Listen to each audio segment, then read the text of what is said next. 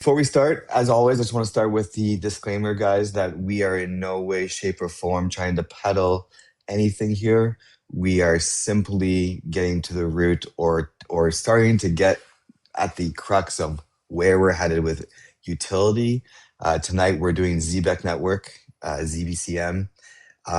We want to just this is for informational purposes only. If you choose that this is something you want to invest in, and that's on your own. Do your own research, guys. Fact check us. And also, guys, this is a community show, and what we mean by that is this: we want your engagement. If you are a Zbec like maxi, then let it out. Talk in the chat. Tell people what it's all about. We want to hear from you. If you don't know anything about Zbec and you want to have questions, put them in the chat. I've got a pen here. I've got a paper here. I will write it down. At the end of the show, I'm going to ask these boys your questions. So feel free to chime in whenever you can. Go ahead, boys. All right, guys, thank you so much for being here. I believe this is episode 5 of Utility Unlocked. Tonight, we are going to be focusing on Zebec and the Zebec Network. Utility Unlocked is a show where we focus on the mentality of long-term investing, and we primarily tend to hone in on utility assets or utility networks, things that are being utilized in real world. We tend to focus on the teams, the adoption, the integrations. We focus on maybe some concerns, some pros and cons of it. And I think that tonight will be a very interesting one. And hopefully you guys learn at least one thing new. Change, would you like to say something? Yeah, man, I just appreciate all you guys for being here and supporting the mission, which is getting the information out and letting people make the decisions on their own, right? We have to combat the information out there, show people how to do the research, and listen, don't always just listen to us. Do your own. And if you find some things that you want to challenge us about, we're all for it. So appreciate you guys for being here. Happy holidays. Let's get it. Let's do it. All right, I guess I'll start with what is Zebec? I want you guys to, if you're going to take one thing away from this, Zebec is primarily focusing on how you get paid. All right, the way that money moves, we know that it's outdated. We know that it's slow. But Zebec comes in and they say, well, why can't we move money in real time? That's basically the whole idea of it. So Zebec is a real-time payments network. It's a real-time payment system. And one of their ideas, their original ideas, was instead of paying people every week, every other week, every month, they said, well, why can't we pay them instantly, second by second? And a real example of this is if you do make $60 an hour and you work 40 hours a week, you could typically wait 2 weeks for your job. You would get a lump sum of that $40, 40 hours that you worked. So with Zebec, you can earn $1 every minute, and that money would flow directly into your wallet as you're working. The second that you stop working, the payments would stop immediately. So this is an instantaneous kind of consumer to wallet interaction. There is no delays. There's no waiting for that. And I think that this is important for the average person because a lot of people live paycheck to paycheck. You know, a lot of freelancers, they need that instant money on the go. And I think that this is one of those things that they could be tapping into. One of the hidden problems in finance is all of these delays. Would you guys have anything to include to that? So I'm just going to read you what, and if you don't know by now, CoinMarketCap is, is a website that you can use. You can also use Crypto Bubbles. You can use CoinGecko. There's a lot of different ones.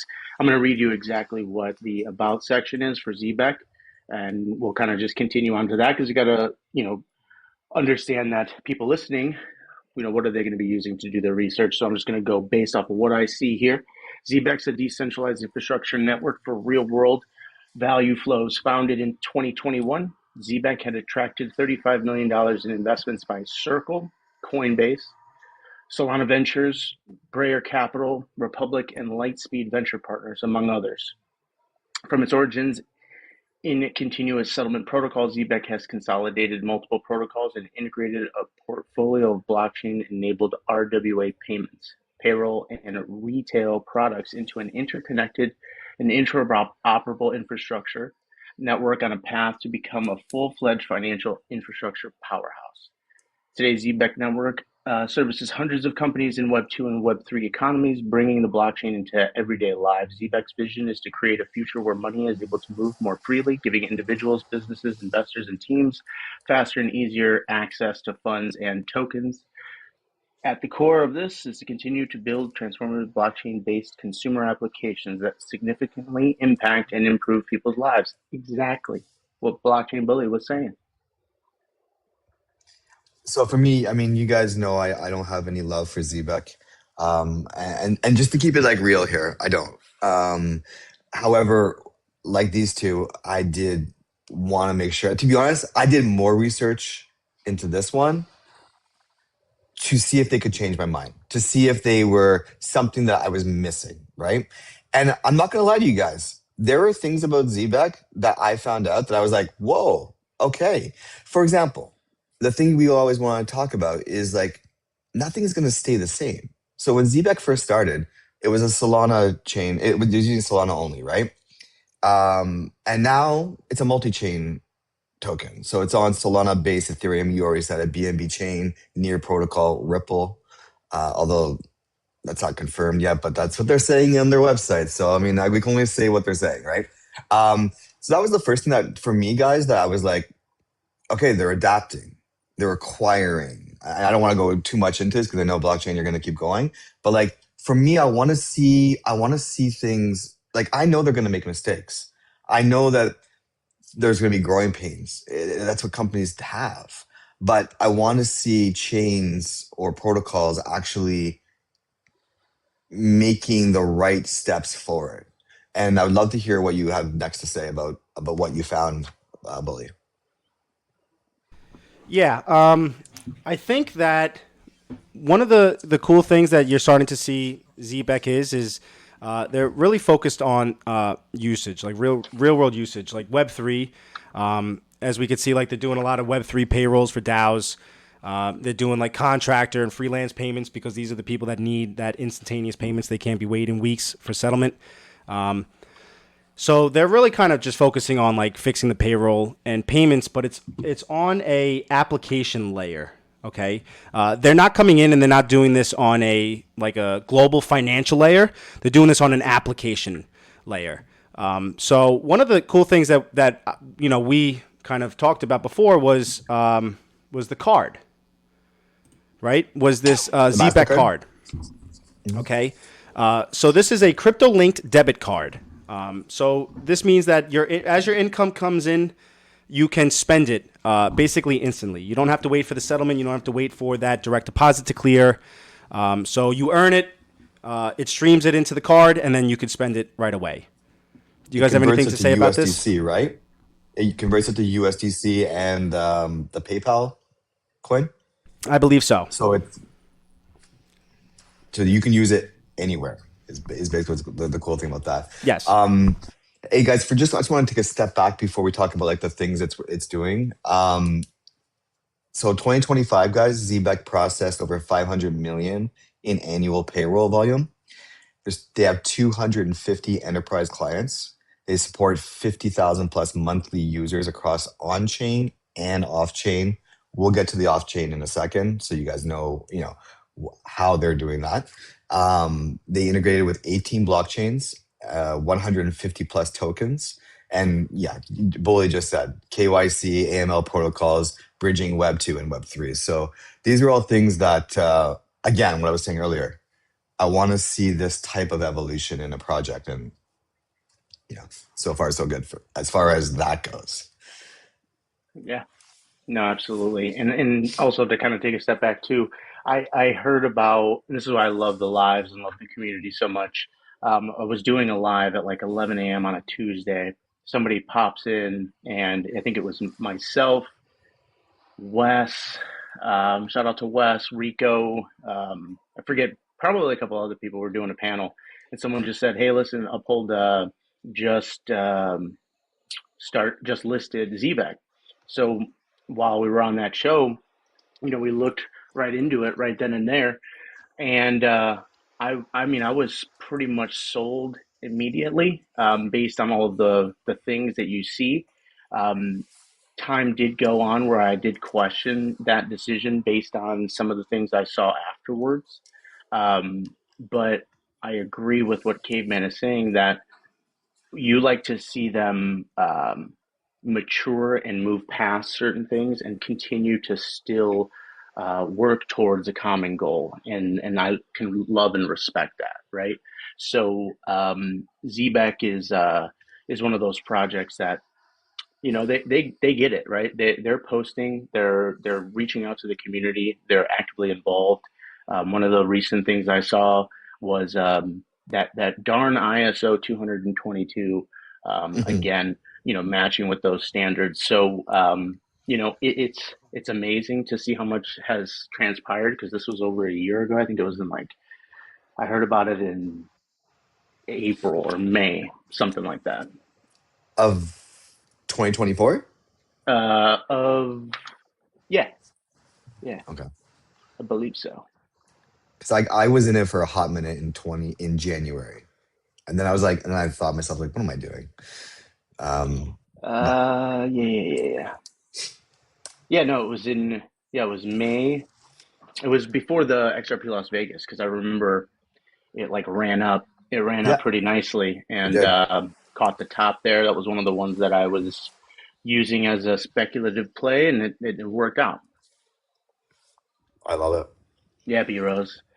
Yeah, we'll get into that too. So what's next, guys? What do you guys want to know about Zbec in and itself? Obviously, it's looks like it's doing what all the rest of the market is doing if you're just charting it. It's fair. Um, so obviously, it's built on smart contracts for automated flows. One of the things, it's MiCA compliant in Europe, which is huge.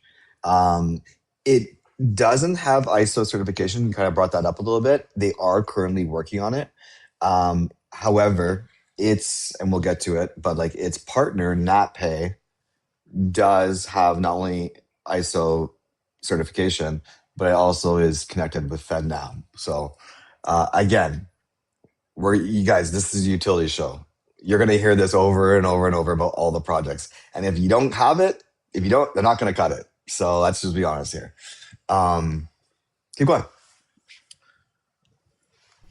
Yeah, I think another thing to kind of, I guess that's important to pay attention to, a part of the history, was it was launched when it was originally launched. It was just ZBC, and then over time they realized that they needed to make a couple upgrades. They needed more flexibility to grow, and they needed better token designs. So this is when they actually migrated to ZBCN, and this was basically just, I guess, a tokenomics upgrade of it. And they did this because they understood that they needed to adapt to have this longevity of it. So that was What did you? really important. Now, when we go into the ZBCN, right, the actual token, it's the utility token that powers the Zebec network. And this token is used for network fees. It's used for governance and rewards, things like that. ZBCN, even though they are focusing on payments, it's not. It's important to understand that ZBCN is not a global settlement currency. Okay, so it's not coming in to replace the dollar, to replace the banks. It's primarily coming in to support the application layer for payments. It's not coming in to support the entire financial system. And we'll go. I'll go a little bit more into the compliance a little later on. Since they are not coming in to support the financial system and it's more at the application layer, I think that regulations and compliance could treat them maybe a little bit fairer compared to some of your other tokens like your XRP, your XLM, where they are targeting that financial system. But it is important to understand that they are not it's not a global settlement currency. So you guys want to talk tokenomics? What Take did it you away. think of the one to ten split? Not like the stock market where it devalues the stock. So the idea between the 1 to 10 split, as I see it, and please correct me if you guys think I'm wrong, is that it wanted to focus. It was forward thinking, right? The project. So they were thinking, if we're going to be doing payments, we're going to be doing micro payments. So that 100, it's like a magic number, 100 billion. I don't know why, but maybe there's something there at that.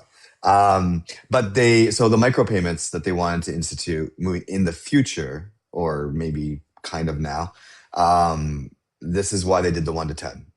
Did you guys see it the same way? I mean, that's what they publicly said, right? So they're not just a protocol, they're a payments network. That's sort of the reason for this split. Um, I don't think you're incorrect in that research, but I could be wrong.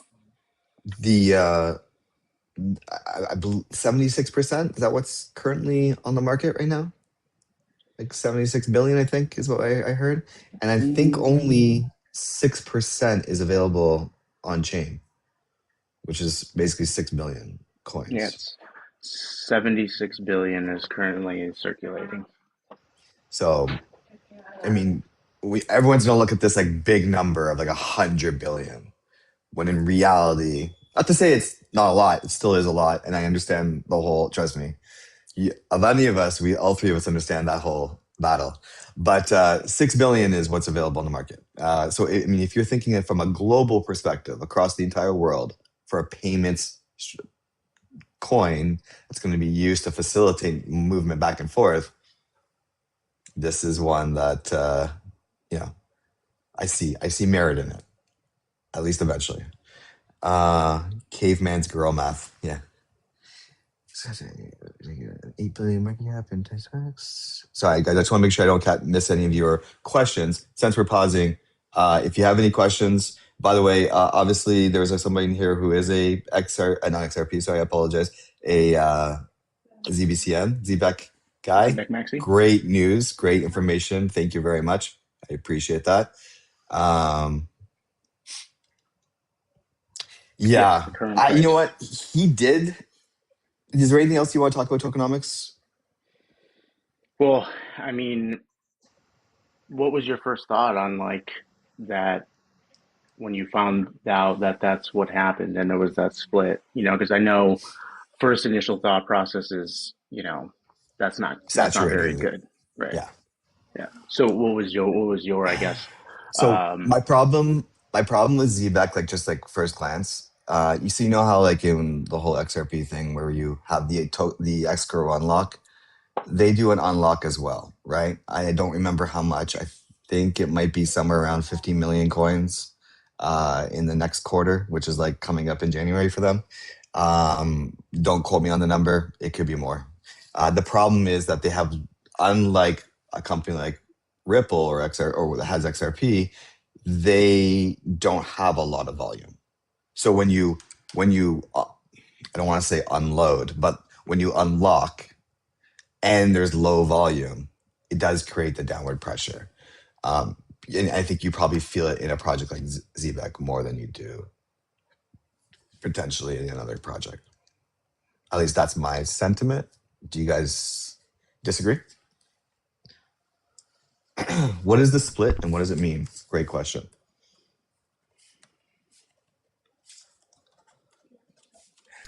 If we can, I'd like to jump a little bit into Zebec's perspective or positioning with compliance and how does this thing survive with regulations, right?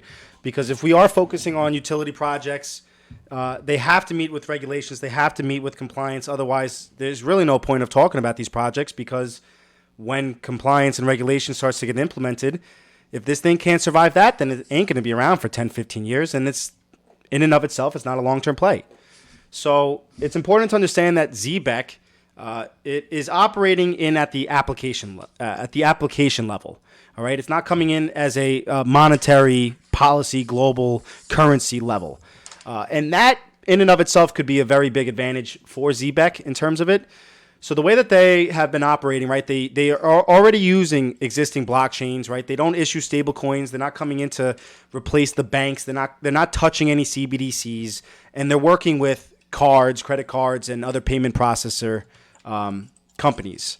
So I'm thinking that Zebec is less likely to be targeted with the heavy regulations where you may have your Hedera or your XLM kind of be. They're really Zebec is really kind of more of like a payment tool or like a fintech app that they can use for payroll and things, rather than an entire monetary system. So in its own case, I think it has a pretty good chance of surviving the regulations. But I also think that it's important to pay attention to that it is not it's not being tied into infrastructure, right? It's not an infrastructure token. It just basically is improving how people on the retail level are getting paid. So that could have its limitations as well because it's not infrastructure, it's not a settlement asset, and the value of the token actually depends on user growth. It doesn't necessarily depend on the volume. It doesn't necessarily depend on adoption. It depends on the user growth. So I think that there are a little bit more of pros and cons for that as well.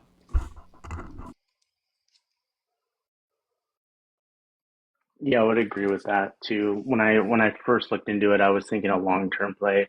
And, just for example, in 21 and 22, I was looking into, XRP, HBAR, Algorand, all those as long-term plays from 2025 to 2030 was my, kind of my thesis in terms of possible adoption here, right? And looking at ZBAC, I do think that there's definitely possibility for it to be incorporated and survive, but what role does it have, right? And that's an interesting, uh, you know, perspective because if it was running, let's say all of ADP's or Paylocities and these large payroll processing firms, then and if it was integrated, I could see it doing something, right? I could see it doing something really large.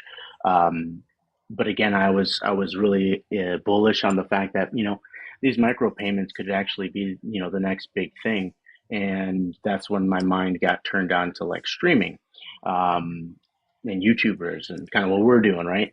For real time instant payments. However, um, that remains to be seen, right? That at this point in the game, it is based on how it's going to be used and what partnerships matter the most. So I don't think it's a 100x, 200, 300x type of thing. I think as a long-term conviction play for sure, especially if we're really going into the regulated Web3 world that we're all talking about.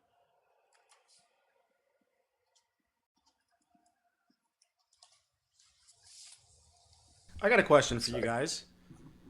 So we know that this is a get paid by the second type of use case. We know that it benefits the employees, but how does this benefit the employers?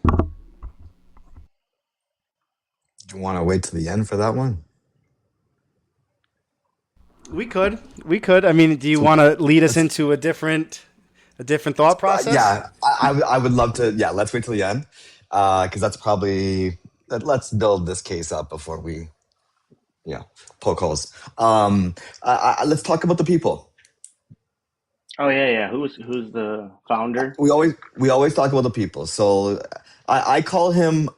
This is I'm being joking here. I call him Tilapia because I can't pronounce his last name. Tapalia, Sam, Yeah.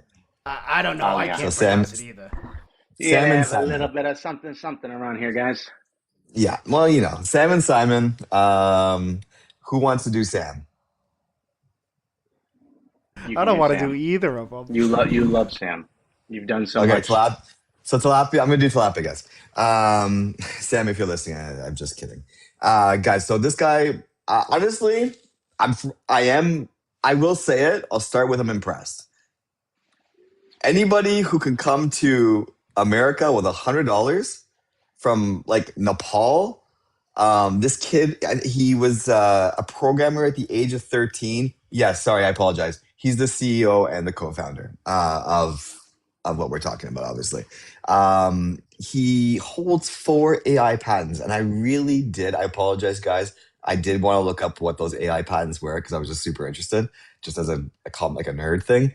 I didn't look it up. So if anyone in chat knows about his AI patents, please put it in. Um, and then and so Nero's saying that Simon's now the current CEO. Okay, that would make sense Simon. for what I'm about to say next. But in my information, this is what was actually. You know what? I have their website up right now. Let's make sure that we're all on the same page. As per their website, Simon is the CEO. You're right. Thank you. I appreciate that. Nero, I would love to know if there's a reason for that, and that's the last thing. So yes, I'm impressed with what he did. There is a little bit of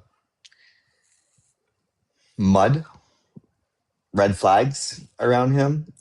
So he was thought to be said to be involved in the Movement Lab saga, which happened this year, guys. Apparently, speculatively, I don't want to throw anyone under the bus here, but there was undisclosed deep development in controversial token launch, Movement Labs, and alleged insider allocations and dumping. So there was a conflict with transparency, and he denies it. So I'm wondering if that's why. Nero, you're in the chat. I would love to hear what you have to say about that. But that is Sam. And he was the CEO and was obviously a co-founder. What's popping? Do you guys want to talk about Simon? Well, let's talk about the other co-founder. We can talk about Simon for sure. Yeah. Um, what Stephen? Stepan? And Stephen Richardson. Did you guys pull that guy? I've got Simon. I call him Babs. I can't say his last name either. I apologize. I'm horrible.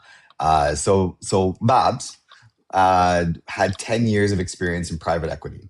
Okay, so he's this and private equity and strategic advisory.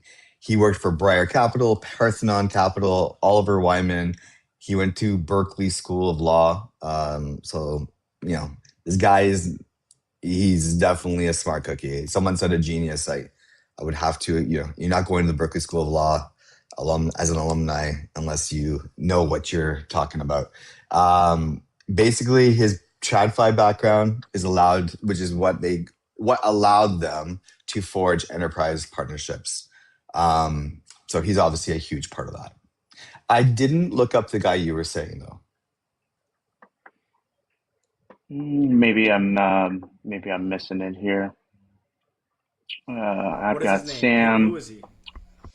Simon, and Stephen Richardson, but that is probably unconfirmed.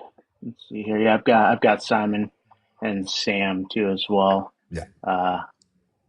Yeah. And what's his name knows all about him over at EZA. What do you have to say about that? Anything?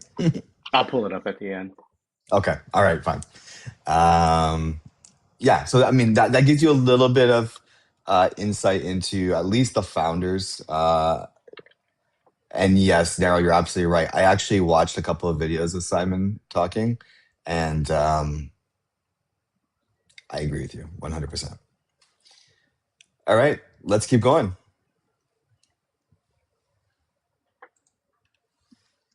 Bully? I don't even know where to lead us. He was live for like an hour before us, so he's all utility out. We could you want to talk about this? Oh, nope. You want to talk about this? I see Zebec Network. What else does it say? This is the Zebec and the Stellar connection. We can definitely talk about partnerships. I agree. It's a good one. Again, for me, it was, I mean, no, I'm just totally kidding. Obviously, they went with Stellar because they wanted to have a partner for cross-border payments, right? And remittances. So that's why they partnered up with them. I think it was a solid play on their behalf. Again, adoption. This is going to be a interoperable world we're going to live in. So for me, that tracks for what we're talking about.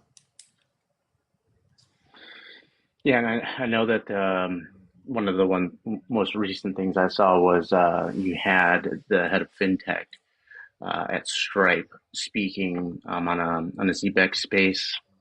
I mean that makes sense to me. Um, but yeah, I mean they're also again just pulling off of what they're saying themselves.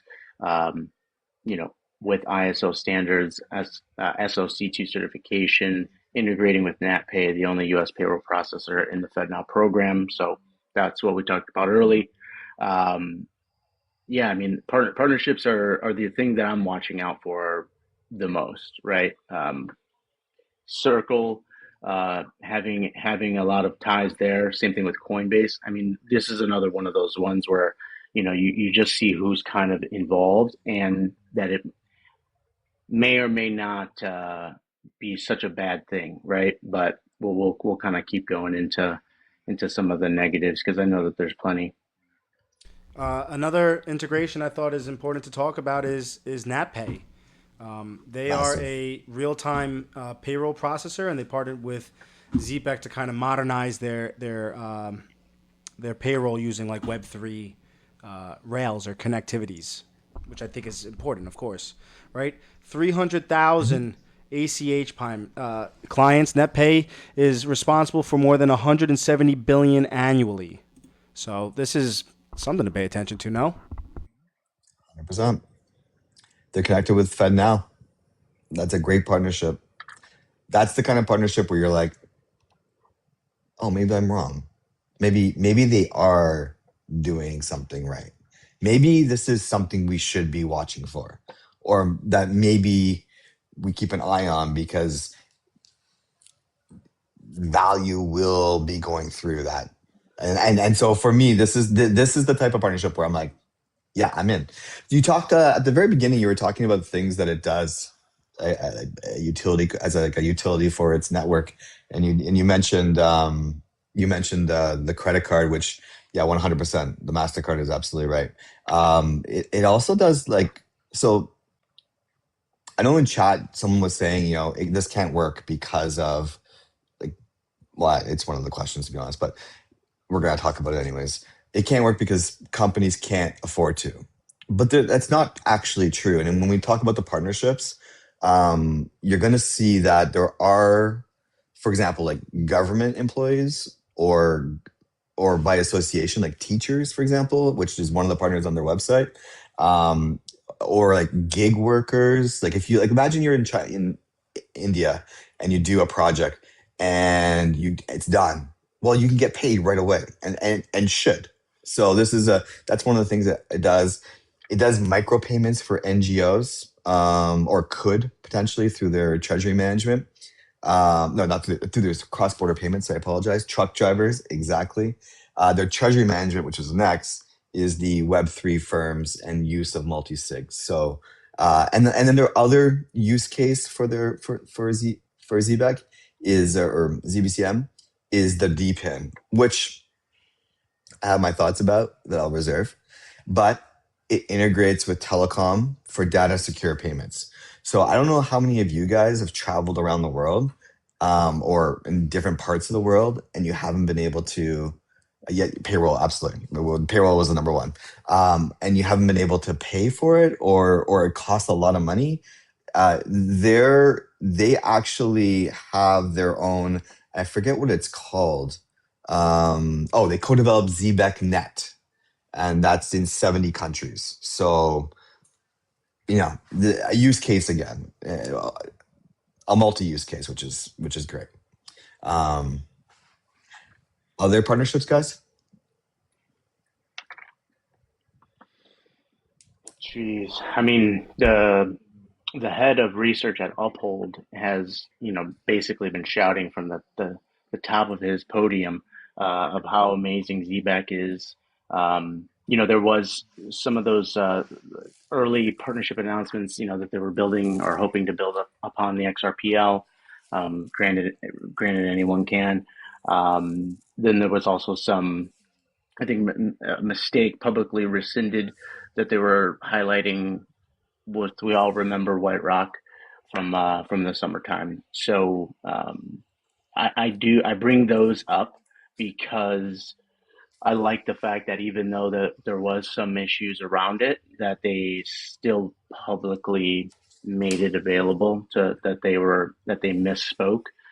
You don't like to see it, especially if you're talking about these type of investments. But there's things that certain CEOs say all over the place, and you know that's not criminal, right? That it just is what it is. So. Um, but yeah, I mean, ZBank has tons of partnerships. Uh, Caveman, pull that. What do you have as the next largest partnership? I know Uh, Visa's. yeah, Mastercard is definitely probably quick. Sorry, Rico, send that to me one more time, please. Um, the USD. So for me, the big ones are how are people going to get paid, right? How are people going to get paid? So USDC for stablecoin payroll and remittance. Yes, JP Morgan, you're absolutely right. Ripple's an ongoing discussion. So I'm not going to go with to the Ripple side of things. Ondo Finance integrates USDY stablecoin.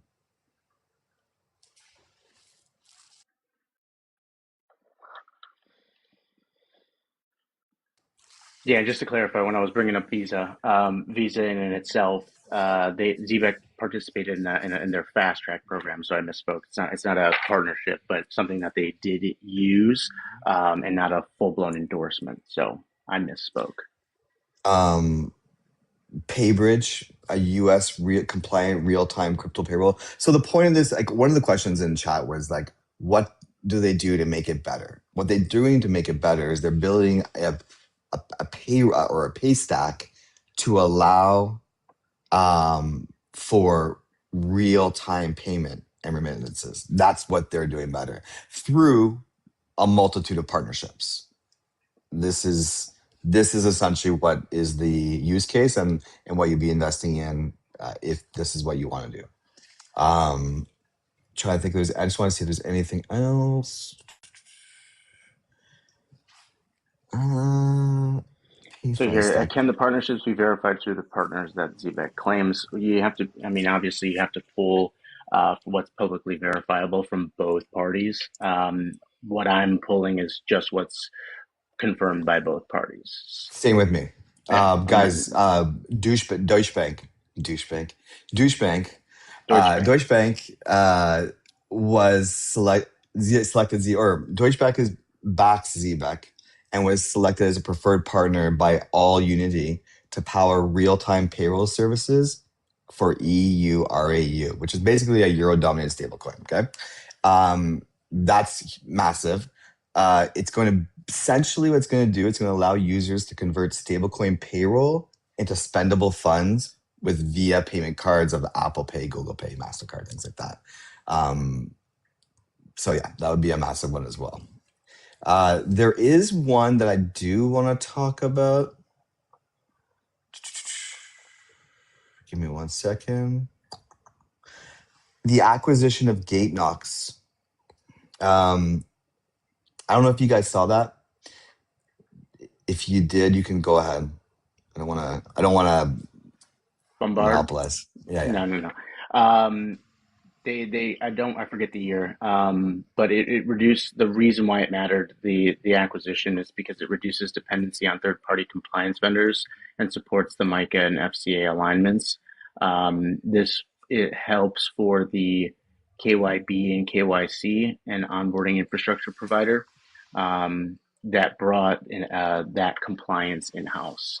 So not something that is uncommon in fintech. Yeah. I mean, yeah, the KYC, KYB, AML, you need it. If you're just absolutely gonna need it in this space. So, I mean, their um, partnerships are like they're building, at least from my understanding, is the payment stack, right? Like that's what they're trying to build. They're not trying to build um, this huge giant infrastructure, right? They're focused, and I like that there is a niche focus on what it is that they're trying to accomplish. KYB is know your business. So they work both ways. Know your customer, know your business. All right, let's bring up anything else you wanted to interject, Santa? No, so Nope. what we got? Do they have a wallet? They've got wallet onboarding, right? They've got the compliance system. They've got some card infrastructure, and then they're obviously incorporated into payroll processors, right? So trying to be a part of the regulated payment stack is a good thing, I would say. Um, but yeah, continue on. I like Zebec, but I also understand why you're hesitant. Yeah, and I know people are messaging me, and trust me, some of those things I'm going to talk about. I promise you. It's more of a, we'll see. Yeah, you talked about the wallet, the super app, the super wallet. I got all these nicknames for Zebec. I just saw It's Algorand on the website. What is the deal with that? let's ask Cosmic. I think he's Is here. Cosmic Cosmic, what's here? the? Yeah, he is or was. Cosmic, what's the deal with Algorand and Zebec? Or actually, let's see who can answer it first. Narrow or Cosmic? Which one are you guys going to answer? My money's on Narrow. Me too, which I love. A card partnership. You talking about card partnership? Like, is that the Visa one?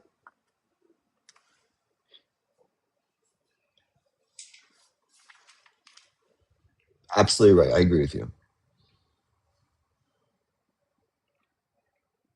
MasterCard. Have you heard of Science Card? No. What is it? I'm not. I'm Science? not. Science Card. This is pulled from one of the partnerships that's existed in the UK. It's a regulated UK education card platform. Those UKers. No, I haven't. Um, Not at all. They do have a couple interesting ones. Like when I was talking about, um, I was on their website and looking up different things, and uh, companies, school payroll services. So a way to pay educators and administrators. Yeah, that was one of That the makes first sense things to I me. saw. Hmm. That makes sense to me. That one I can get behind. I'm like, yeah, it's government funded. The money is always going to be there, and if it's not, we've got bigger problems. So I get it. Unless And what's Kristen. awesome is that they can actually track the activity on there, which I think is important when you're talking about like funding labs and research and things like that for academics. And I think that that's something that we should be paying attention to. You should have a means to actually verify where is that money actually going. I mean, we got to track that. Speaking of money, how does Zebec make money? Great question. That is a great question. You want that, or you want me to get that? Go ahead, you take it. So the way that Actually, ZBCN actually obtains its value, they do it through the fees, they do it through different incentives, they do it through the demand and the governance. I want people to understand that this is not one of those things where it's like if the app is used and the token wins. That's not necessarily the case for this.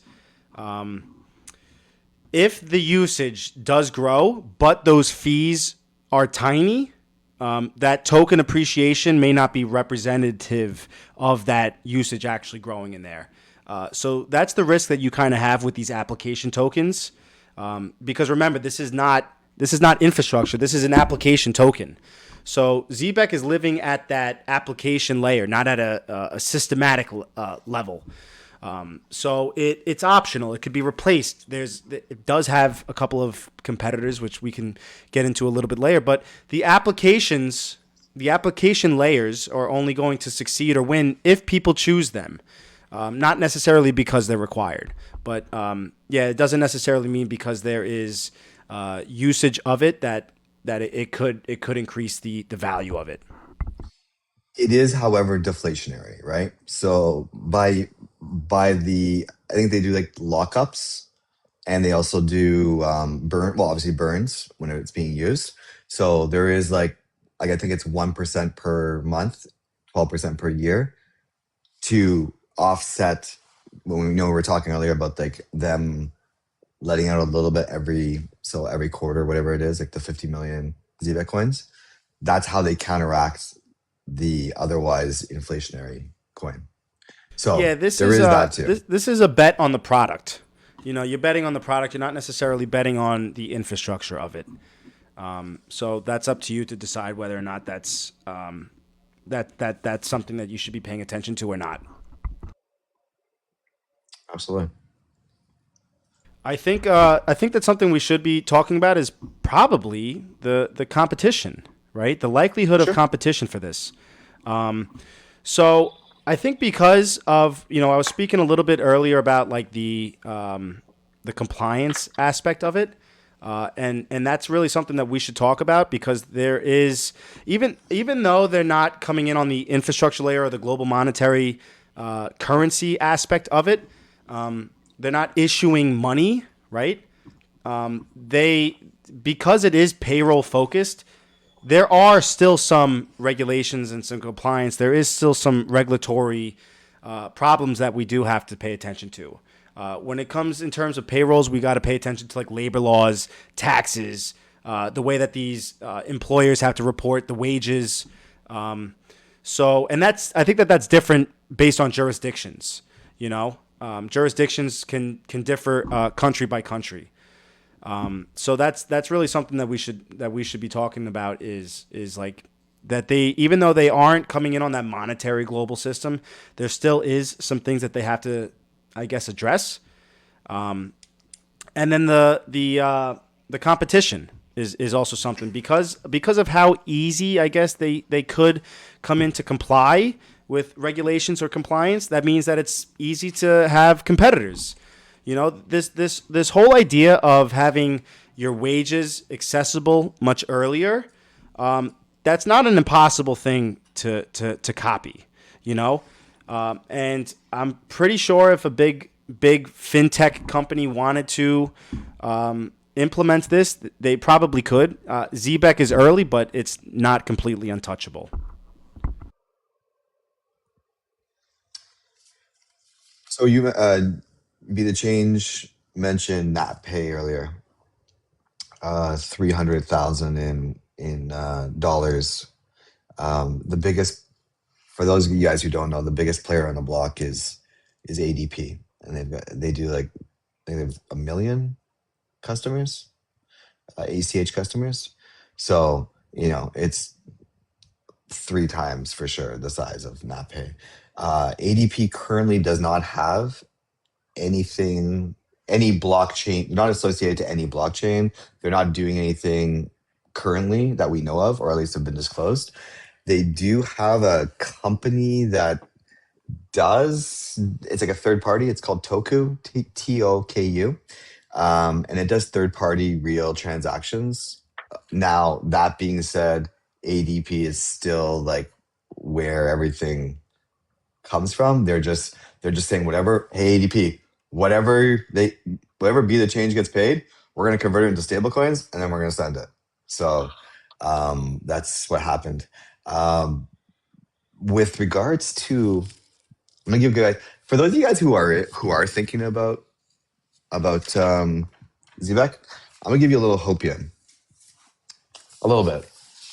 So the other day, it was announced that there's going to be 5 national trust banks, right? One of those is Pacos. Pacos, actually, no, it's not just Pacos. I forget what the actual full name is, but whatever the Pacos one is, they have 2 stablecoins underneath their management. And one of those stable coins is PayPal, which happens to be associated with Zebec. So again, we're only telling you I'm not trying to convince you to buy it at all. I'm just saying these are things that we should be looking at. A smart potential investor would. Yeah, and I like the fact that they're focused on, the whole bridge between fintech, and then DeFi, right? Regulation is key. Well, they talk about that. You have to engage that conversation. It was the ones that eluded the conversation were always, something I always scratched my head on, right? Um, Zebec in and itself, I think not only, when we think of, the utility behind the token and the network, and we think about where we're at in the stage of adoption, and this is going to be the difficult part to realize, is like you have to sometimes separate yourself from, projects that have been around for an extremely long time, that obviously will have, years and years and years of partnerships and, data history to support it. New kids on the block, even though it's been around for a few years, it's going to take a little bit of time. I think just one big giant partnership could make a world of a difference, but just because we get, adoption doesn't mean we get instantaneous price action. So that's, to the people that are thinking, is this an ROI for my immediate, or is this more of a long-term see speculative where this thing goes? But I would be, at least in my mind, I would be prepared to wait for some time. Um, yeah, for those of you guys who are new to this channel, our channel is called Utility Unlocked. Every week we choose a different project, a different coin that we feel. I apologize. We don't even choose it. You guys choose it. So whatever you guys decide you want us to talk about the following week, that's how this works. And we dig into it, and we want to talk about the white papers. We want to talk about its use case. We want to talk about the people. We want to talk about the pros and cons to if this is something that we feel or don't, whatever, depending, that has value.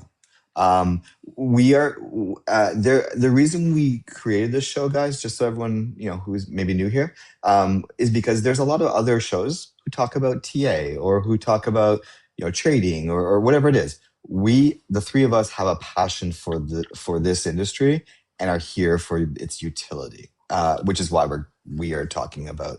And you can go look at our other shows; they're never the same. So welcome.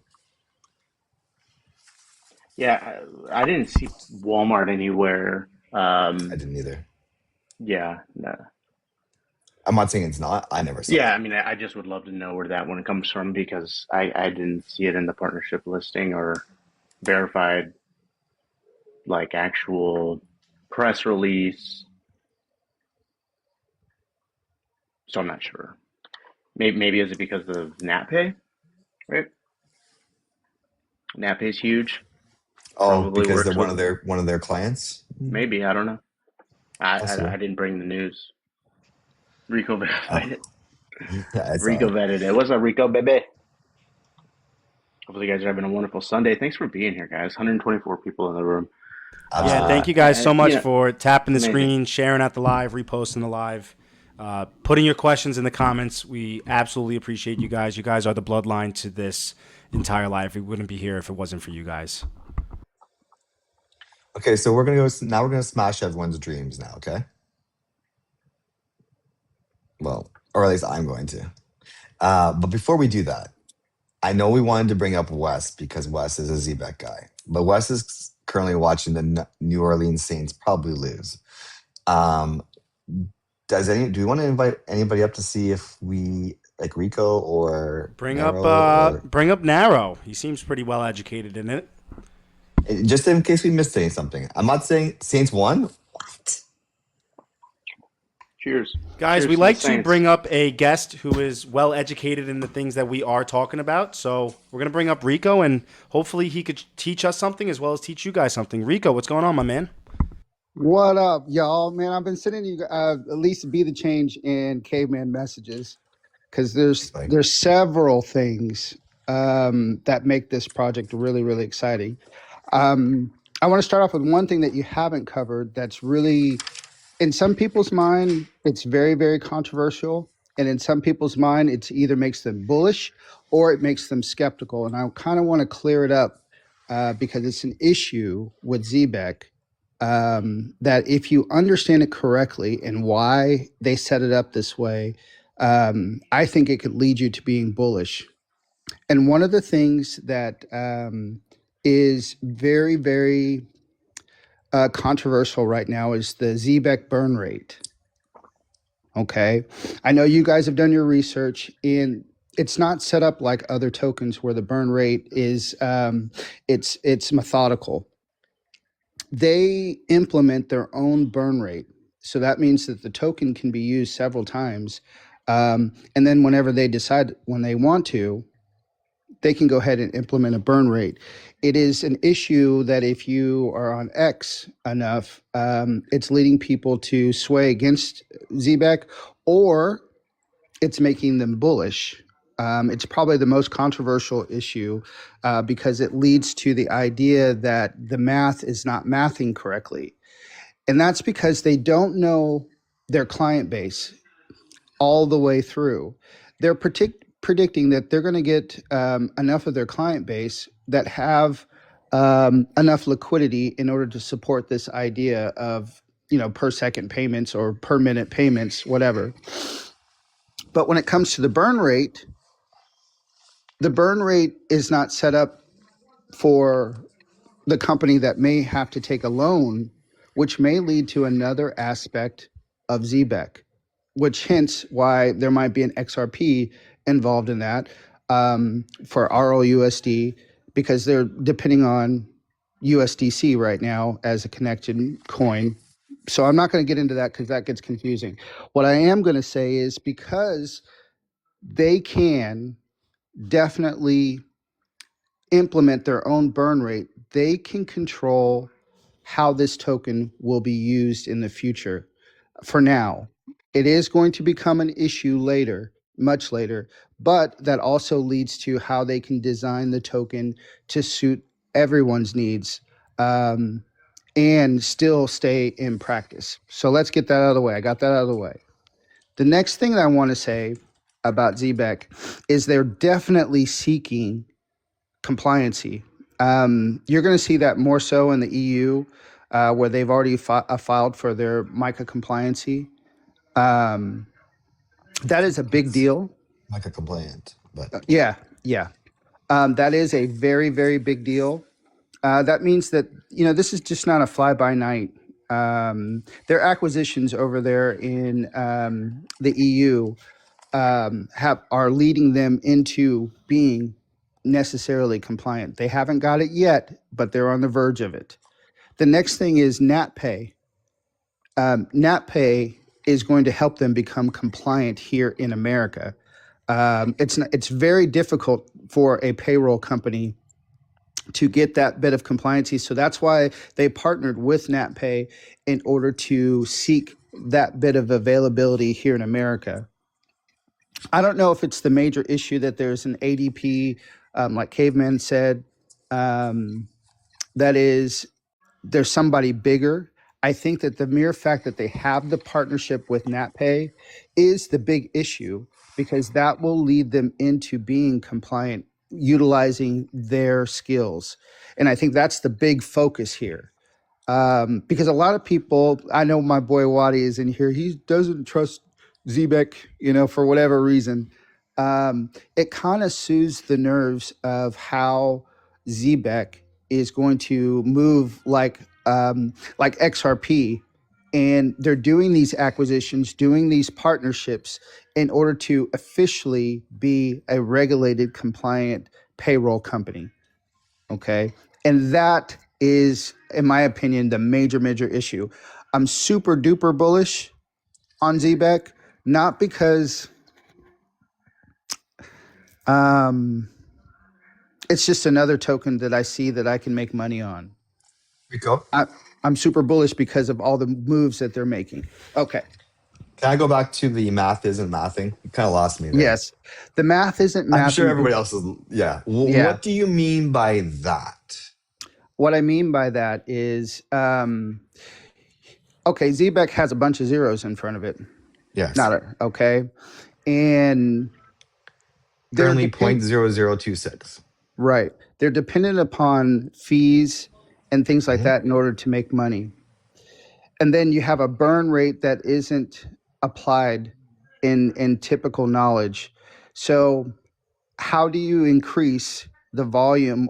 If the volume increases over Zebec and you do not have a designated burn rate, how does the token, other than just fees, make money so that it handles the liquidity involved for the demand of the token? Is it arbitrary? Yes, it is arbitrary because they get to implement what they feel necessary for a burn rate. So are they doing it based? And I would love to. Sorry, but I'm going to ask these No, questions because it's important for the community. Is it arbitrary based on lack of volume? So they arbitrarily increase the burn rate, therefore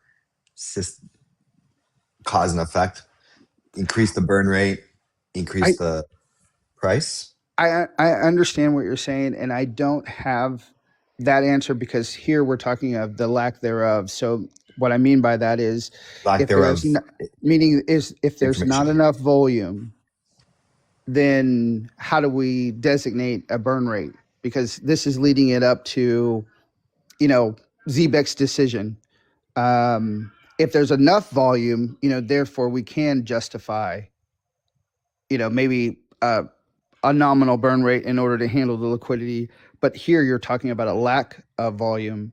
I don't know how they would make a decision of that because they've left it up to Zebec to control the burn rate of the token, if you understand what I'm saying. So I don't know.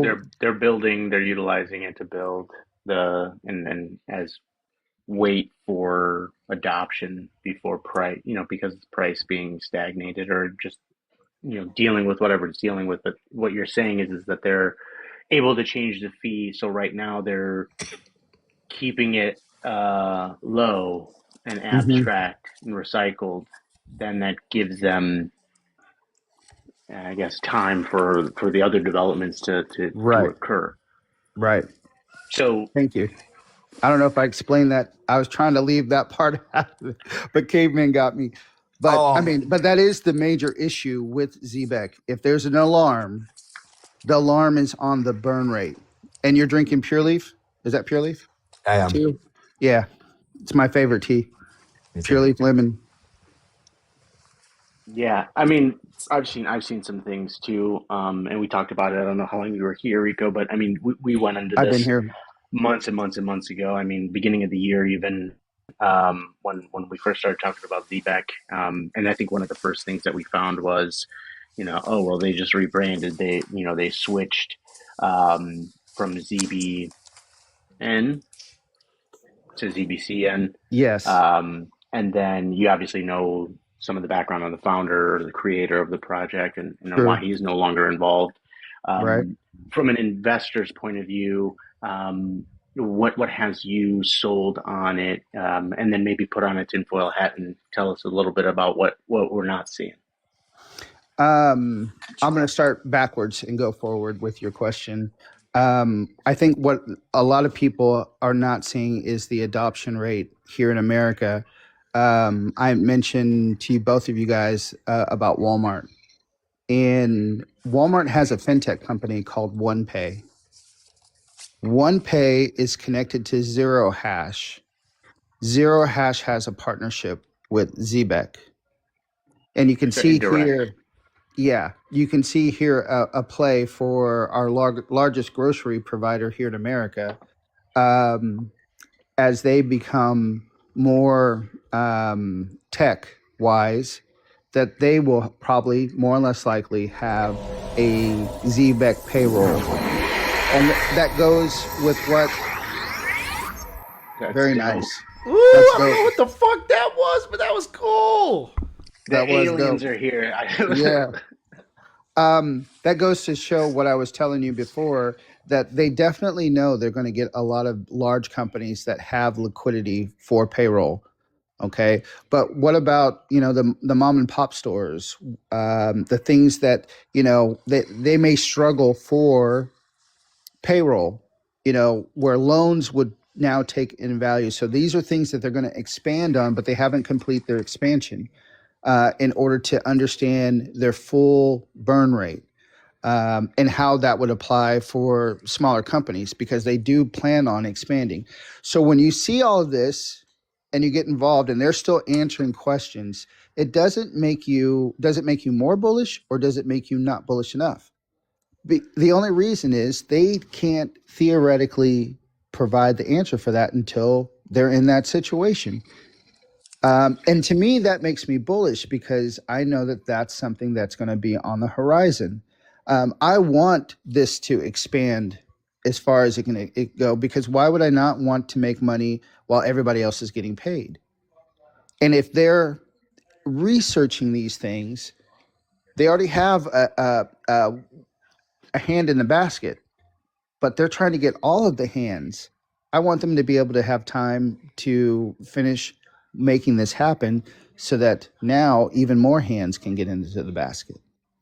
And that's going to make it even more bullish. So, as this thing begins to take form, take shape, they are moving fast for compliancy. I will say that. Um, it leads me to several rabbit holes, but also a bullish scenario.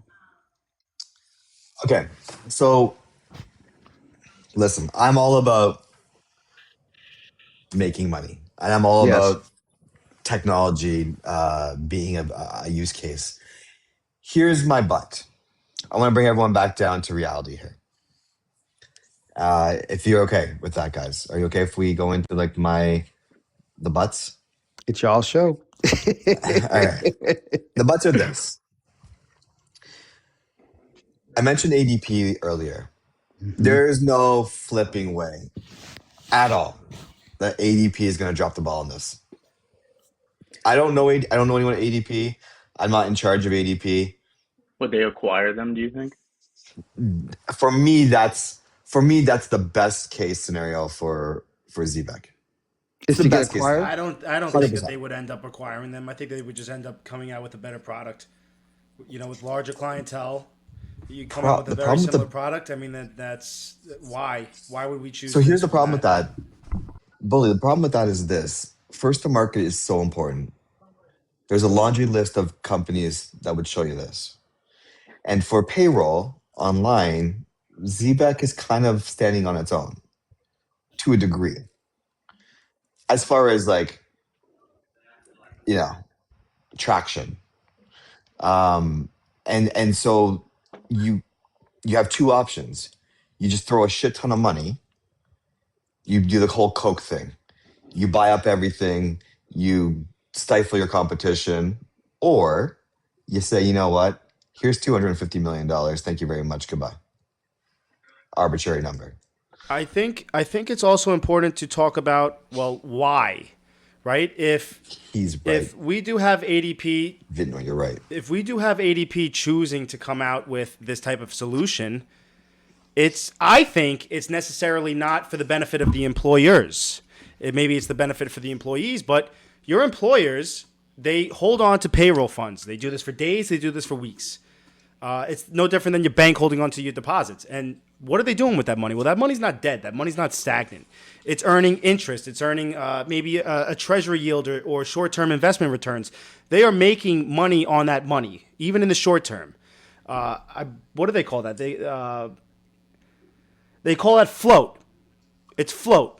Okay, so even if they're holding on to money for a couple of days for thousands of employees, that adds up to serious money. So you may have employees that say, yeah, I want to be paid instantly. But your employers would say, well, why am I giving up that free yield?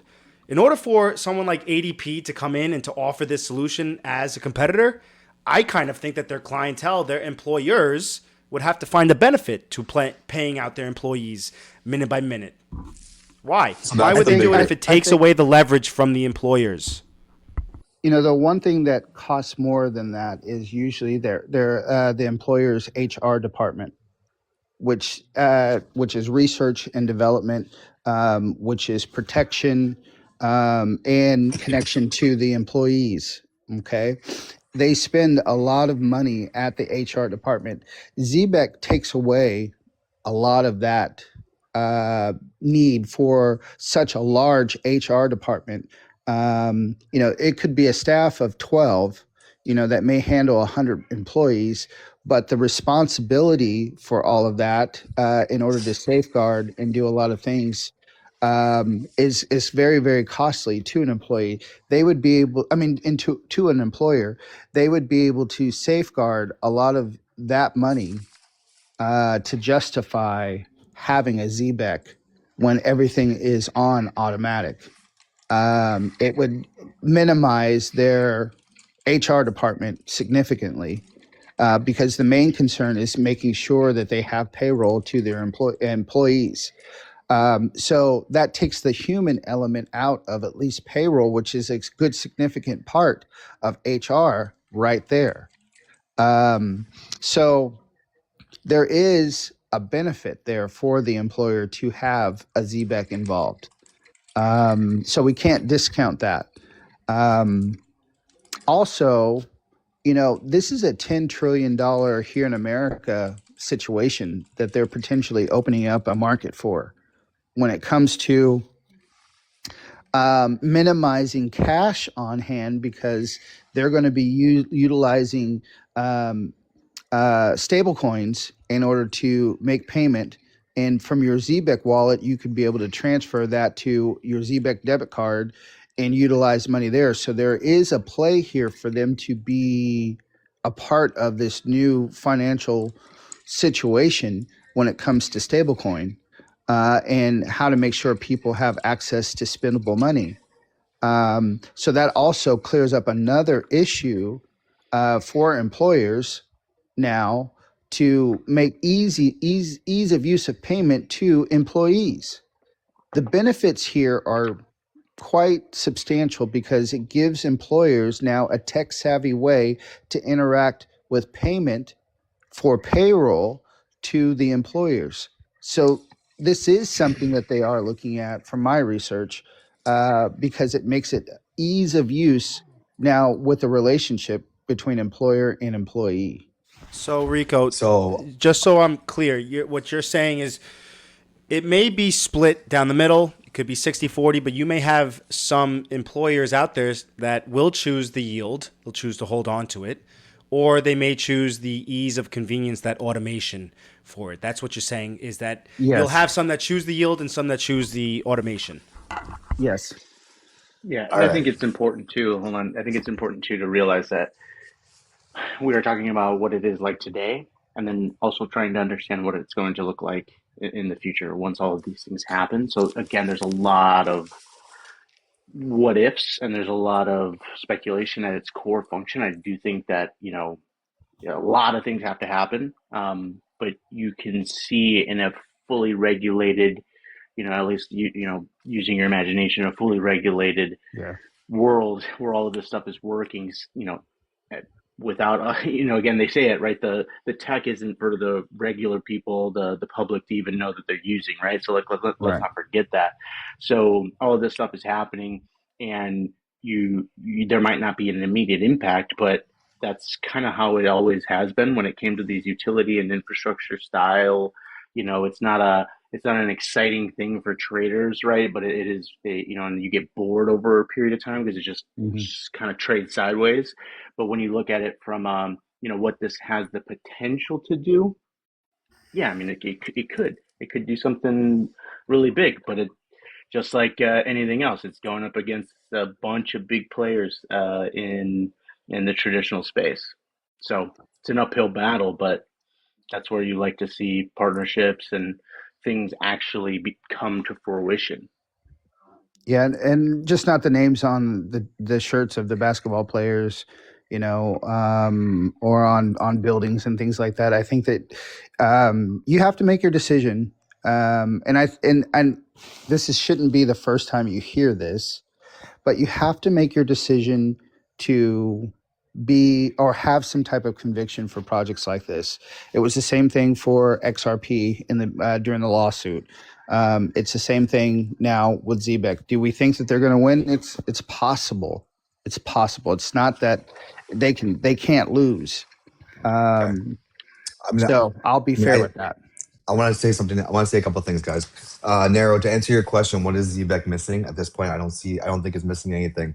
I think it's missing we have to catch up. The world has to catch up. I want to read some stats for everybody here. It's very important. As a percentage of total operating, this is according to Deloitte, by the way, just in case anyone's wondering. As a percentage of total operating costs and expenses, labor and payroll often represents up to 70%. Okay. Mm-hmm. As a percentage, now we all probably can all agree that when it comes to like payroll management, like or like Zebec for like instant payments, we're probably going to look at not mom and pop shops for reasons that we can all get into in a second. Friction is the most important thing for these companies, by the way, small companies. But for the Fortune 500 companies, labor intensive industries, so examples like that are retail, hospitality, and services. Labor is about 30 to 50%. And then into capital intensive or tech automated sectors, labor is 15 to 25%. So when you look at that, you can kind of say in the average in America is 20 to 40% is what labor represents. That's a problem. It's a problem because for big businesses, they're usually looking at 60 to 90 days cycles to get paid. So if they're not getting paid for 90 days, you better have a big ass war chest or access to capital. So like maybe you asked us a question earlier, what is it missing? Maybe it's missing a solution like an ODL with lots of liquidity. Wink, wink. That will allow companies to tap into that could front run payments. I am a savage. I know. Just kidding. Because otherwise, it is impossible to expect people to be able to pay their people every day, all day, and not have any money coming in for extended periods of time. When it comes to mom and pop shops, that ain't working. And I don't even mean mom and pop shops like your grandfather or that really nice Asian guy at the convenience store. I'm talking about like companies that are like 5 million, 10 million. These guys cannot afford it. Not even close. They will go out of business. I think that's what I was trying to allude to, that they're still trying to work out loans and things of that nature. I know I mentioned that. And that would I just made that up. I'm sorry? I just made that up. No, you didn't. No, you didn't. You I came swear with to God. it. You came with it. That shit was bomb what you said. I promise you, I was being facetious. Well, I'm just simply I'm saying. going to answer a question that Todd had in the chat. He said, obviously we were speculating on if ADP were to buy it, right? What happens to Zebec holders? And it's actually a two-part answer probably. If something like that were to happen, you got to look at it from the acquisition standpoint. Like, what is it that they're buying, right? And they would be buying the infrastructure and the logic. I think it could be if they were just doing that, just to acquire the company, because acquiring the company and acquiring the network, two different things.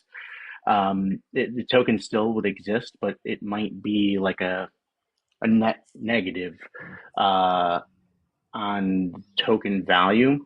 But if ADP said, hey, we're going to buy you and then integrate all of this, infrastructure throughout, then again, would be more of a longer, I would say long-term support as, as you start to see things, really moving through that system.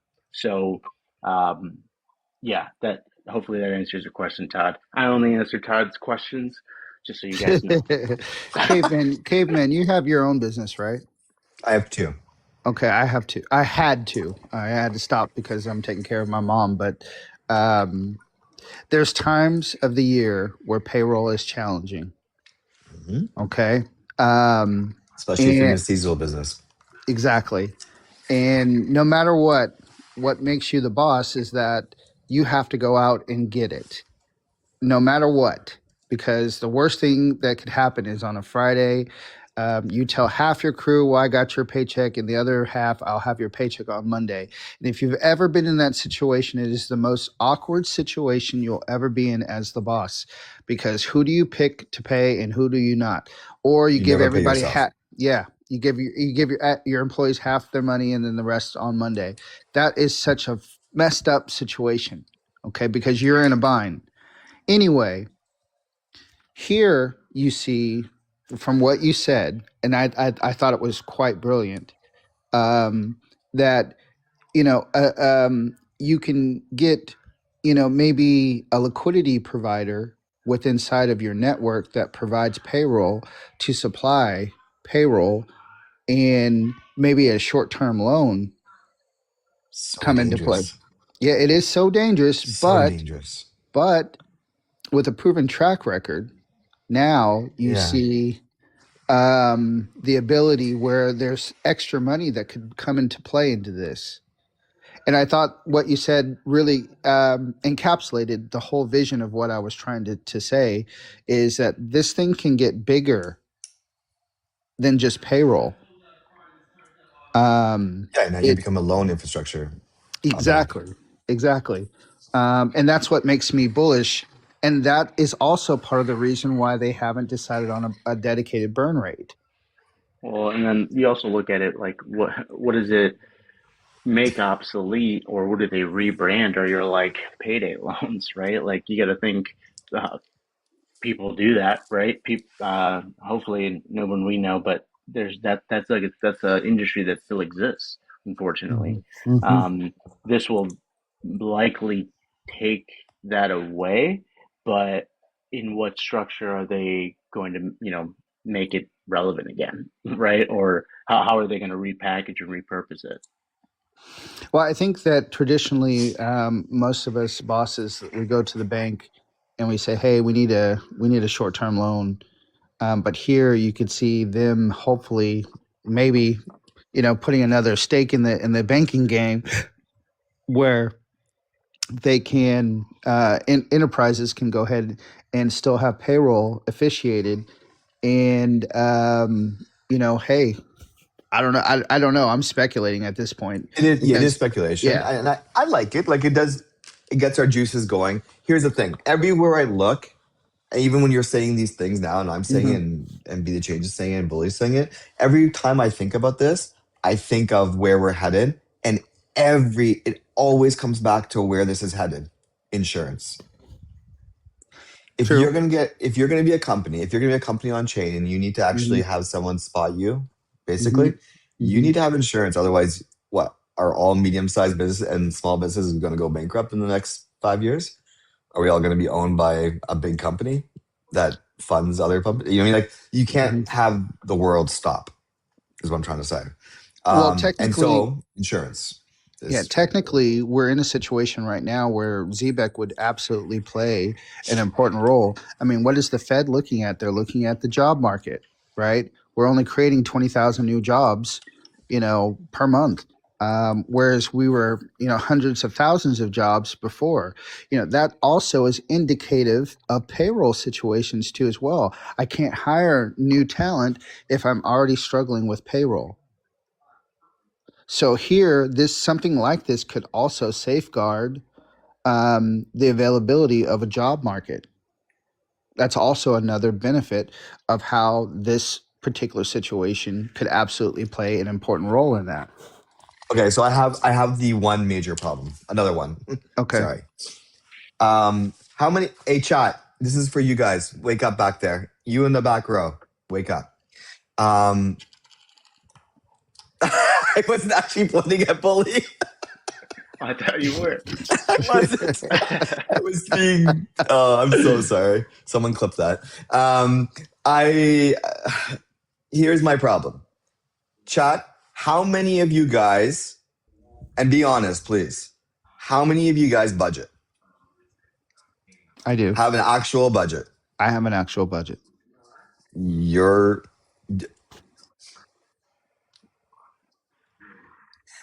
Christian, while we're waiting, you're absolutely right, and that interview is really good. I'm going to go with the majority of people don't. Okay. And I could tell you because I did the research, and I don't want to give you fake numbers. So give me a half a second. 67% of Americans are living paycheck to paycheck, and they can't even afford that.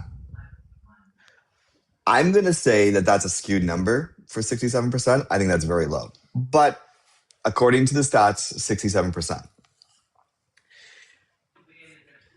So we're going to micropay people? And are they going to have micro budgets? I mean, they don't do budgets now on a bi-weekly. I'm being facetious to prove a point. But so we can't afford to live now. We're going to pay people right away. And then they're going to spend the money because they can't afford life, period. And so when it comes time to do the big things, what's going to happen then?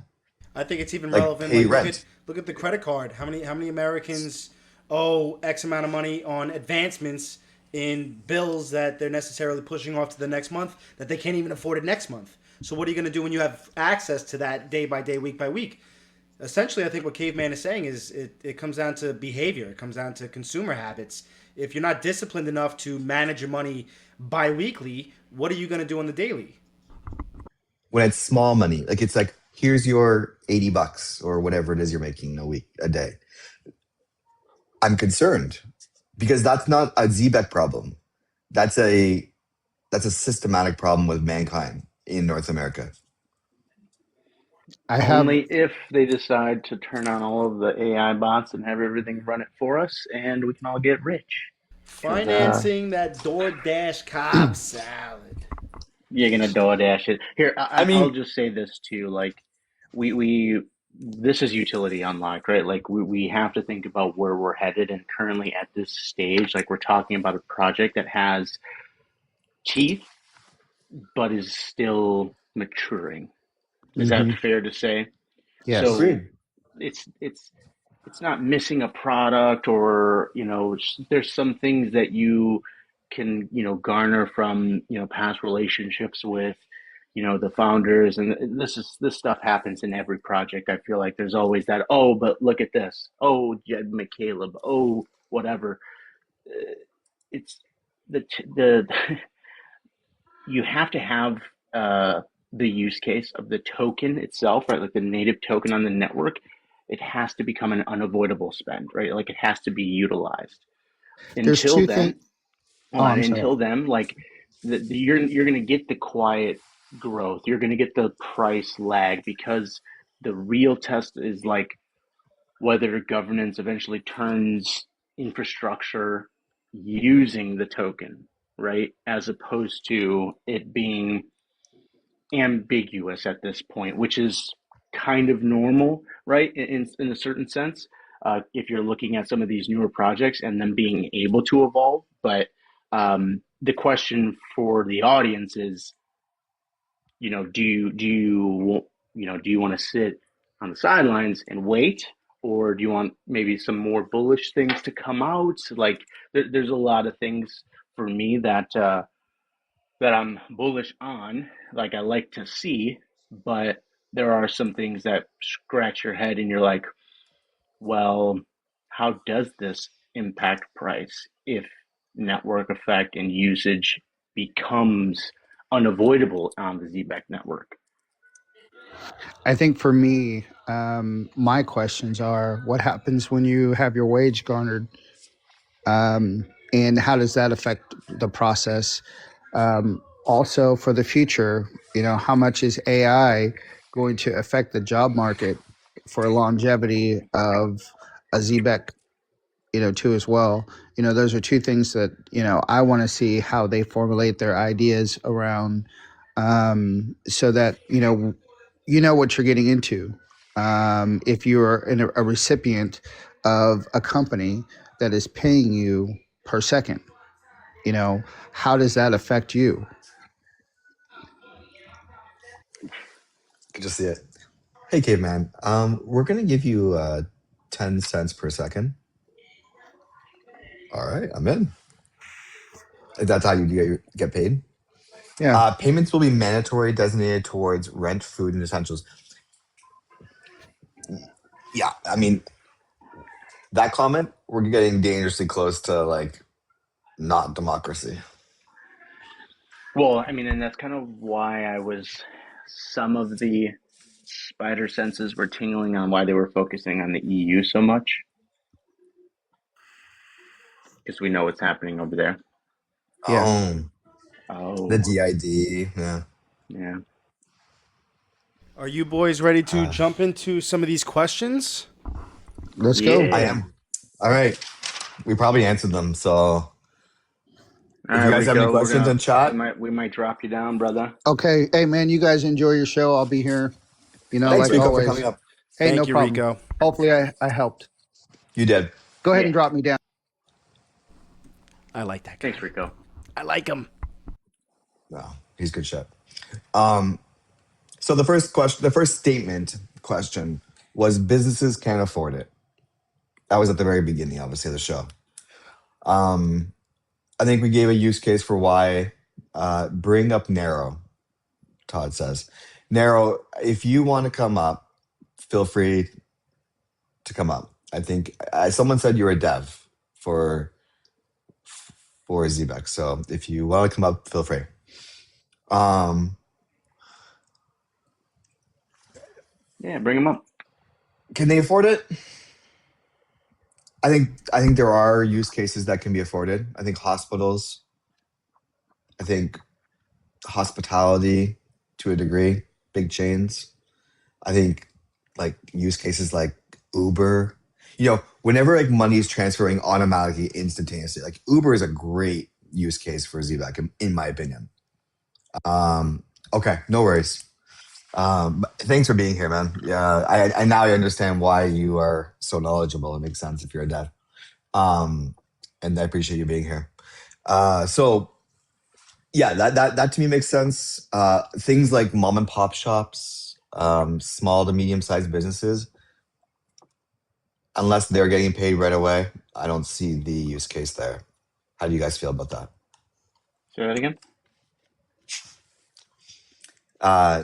The question statement was businesses can't afford it. So I know In I its said current that. structure, I think in its current structure, right? Like the math ain't mathin' statement, right? Makes sense, kind of, which is why we were just talking about it, right? Like there needs to be, um, you know, a true assessment of the tokenomics in order for it to work, right? Like that's the whole part of it, and the reason why, as someone who's a little concerned about it, is like, well, what's the long term growth potential? Well, it's uncertain at this point because of X, Y, and Z. Yeah, That's what you're trying I to was say, just right? saying small and medium sized businesses. I don't think it's a use case. I Not actually unless think they're it's the getting paid right away. opposite. I actually think that you may see, yeah, believe it or not, I actually think that you may see the adoption from the startups come first and these big corporations, these big companies come later in. Totally possible, right? I really wish I could dox myself right now. I can't because I just can't. I'm telling you right now, from a medium sized business, we could not afford it. I also think that these large corporations, they already have these massive payroll operations. They already have massive treasury operations. So you got to think about the yield where you have these employers where they're holding on to millions of employees' payroll. I don't think that those are the companies that are necessarily looking to trade the yield for the convenience, to trade the yield for the benefit of the employees or the morale of the employees. I think when you have millions or at least thousands or hundreds of thousands of employees, that's big money. And I don't think that those are really the rushing into to kind of trade that yield. I honestly think that it's a numbers game. I honestly think that they're probably making more in the yield than they are in the payroll, or they are in terms of the treasury or anything like that. I kind of think that the startups would be more likely to do that than the big corporations, the big enterprises later, because of how massive their yield is. They're making money on your money. I'm going to agree to disagree, which is fine. Yeah, Uh, and Uber is a perfect example of what could be a use case, in my exactly. opinion. Well, I think that Now, Uber is also competitiveness in and of itself. And if it's not Uber, then you're going to go to Lyft. I think that they're probably in the business, because they are independent contractors, they are in the business of maybe possibly trading that yield for the morale of their employees. Because if it's not you, I'm going to go there. But what do you do for something like Amazon? What do you do for, like, I don't know. I Amazon's a don't. great one. Delivery drivers deliver, get paid for it right away. Like that's actually an amazing use case, Yeah, and Amazon has a big I war don't chest. necessarily see Amazon rushing to accommodate the employees anytime soon. We can. I mean, look at the way That's that they're fair. fighting the unionism efforts of the drivers. I don't necessarily think that Amazon is out there to put smiles on people's faces during Christmas. I think that they're all for making money from their herd. for You sure. will save money by adopting this technology. Can you guys hear me? Yeah, Okay, cool, cool. I was muted and then I unmuted. exactly. I will say this. There was a reason why I was in the project, and then two-parter, why I got out of the project. Number one, I Mhm. was heading to Vegas with my boy over here and Brooke and a bunch of other people for X Rep to Las Vegas, and it had gone up pretty substantially. I didn't think it was going to sustain itself, so I moved on and took profits. Right. Um, I never really saw and thought about another opportunity to get back into it. I think it as a random, I'll exchange this for that, have a little bit sitting there, and it's great, right? But one of the things I didn't like were a lot of those. I want to say hype because people can hype a project and it not be associated with the project, right? But when you see, out of nowhere, it was like there was a bunch of them at the same exact time. It seemed like they hired all the same agencies to write their press releases or to manage some of their accounts and especially on X or Twitter. A lot of the misses or saying certain things that not necessarily were true or maybe like an indirect partnership. And those are some of the things you just have to sift through, right? It just happens. You have to sift through all that hype. Um, but when it comes down to it, and you got a guy like Waddy, when you got a guy like Caveman, Bully, myself, when you look at the inevitability of this project being something, there's still a lot that remains to be seen. Can it win? Sure. And I don't want to speak for either of these guys because, like you said, any major use case of it being like, here it is, guys, we're using it for Uber. Here it is, guys, we're using it for this. That's a totally different story. Till that happens, NAPay, great. It's not enough for me. For me, it's close. For me, to be honest, everything they've done, I like so far. It's not the project that's my problem. My problem is the world in which we're in, and if we can change that, I see the use case, 100%. I gotta say, my biggest beef with it is it's optional. It's not mandatory. And I think that I'm very clear with the type of assets that I like to look into with the massive upside. This is not infrastructure. This is not settlement assets. It's not going to be utilized to settle money on a global financial system, right? They're not settling FX. They're not acting as a bridge currency, powering CBDCs. They're being implemented in at an application level. So, I mean, to me, I think that it kind of puts a ceiling on. A big one. I just think that it puts a ceiling, right? It's going to depend on user Gotcha. adoption, not necessarily, it's not going to be mandatory. The institutions certainly don't need it. The banks aren't going to build systems around it. And then there's competitions with other fintech applications that could be implemented in the future. So I think, it changes how fast you can get paid. Is that necessarily a huge use case that I'm jumping into when there is an opportunity for infrastructure entries, for settlement asset entries? I would say for me, because it's at the application level and it's not going to be anywhere close to interbank liquidity, FX, CBDCs. For me, I'm going to say I think there's better opportunities out there in this present moment. And you also have to look at the payroll world as like a boring thing. Like it conservatively doesn't really get changed a lot, and it becomes this huge hurdle.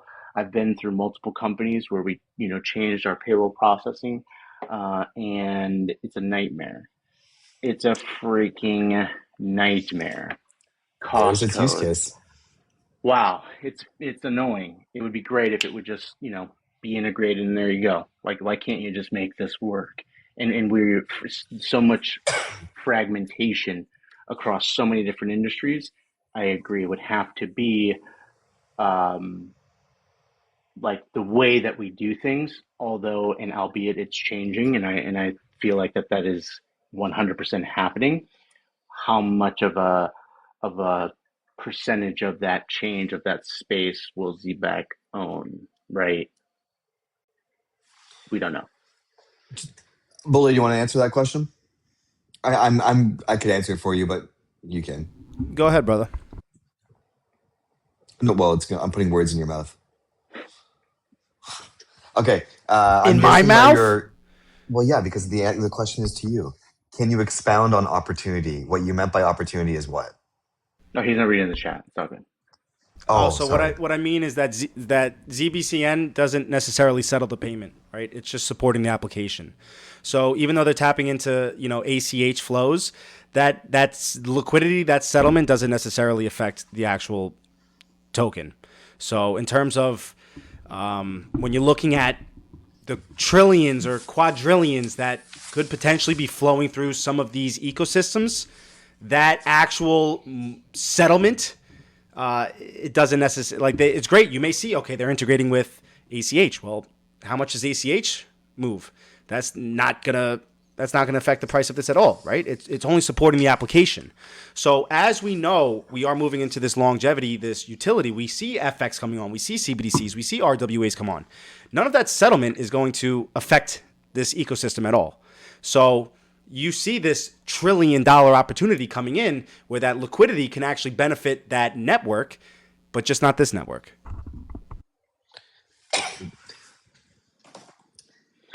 And that Yeah. doesn't make it bad for me.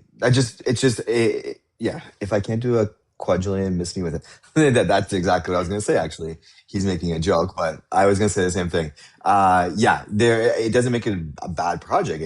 Not at all. It's just what he's saying is there's other opportunities to make more in another project. Great joke. You know what was really fun about this particular one? I think, ironically, this is my favorite one we've done. I really, for me, it was because I think what made this valuable for me was I really wanted to. I didn't know the project as well as I did when I first started out researching it. One, two. I really wanted it to either prove what I already knew or change my mind. Now, in the end, it didn't do either. However, I learned a shit ton more about a project, and that's the key. I don't know if chat you feel the same way, but for me, it was definitely a very an amazing exercise. Um, Hence why it's so important to do your own research. You're going to Yeah, learn man. things. Appreciate everyone that was, commenting and talking about what they know, right? Um, like we said at the beginning of the show, it's interactive, right? We want to have the conversations.